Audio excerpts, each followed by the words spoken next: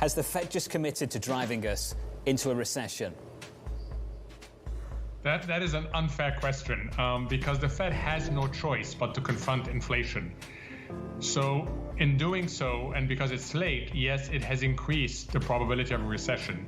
But the original sin, John, was committed last year. And once you start from such a suboptimal position, you end up in this dilemma, which the Fed has right now, which is going to end up making one of two policy mistakes. Either push the economy into recession with a high likelihood, or alternatively persist with high inflation for too long. You believe they would take the latter option. Is that still your stance? I believe they're going to flip-flop.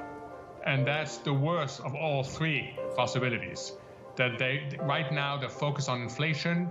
As the growth consequences become clear, that they're going to ease their foot off the brakes and then have to slam on the brakes again. And that is my fear, that they will end up flip-flopping, something that we used to witness in the old days with central banks.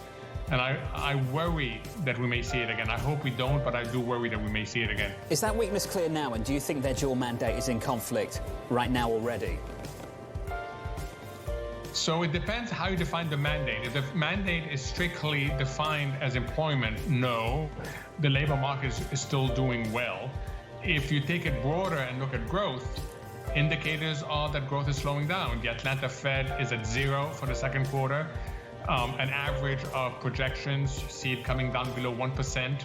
So growth is slowing down, but the good news is that the labor market is still strong. So, Mohamed, when Chairman Powell says this line from this morning, the Fed is acutely focused on returning inflation to 2%, how much damage do you think he will have to inflict on the economy to achieve that? Unfortunately, he's going to have to inflict some damage, John. He's late. He's very late. He should have started last year easing his foot off the stimulus accelerator. He didn't. I always go back to the very simple factoid. The week in March that the US printed a 7 handle on CPI, the Fed was still injecting liquidity into this economy. Just think about that, John. So he's very late, and therefore the collateral damage is going to be significant.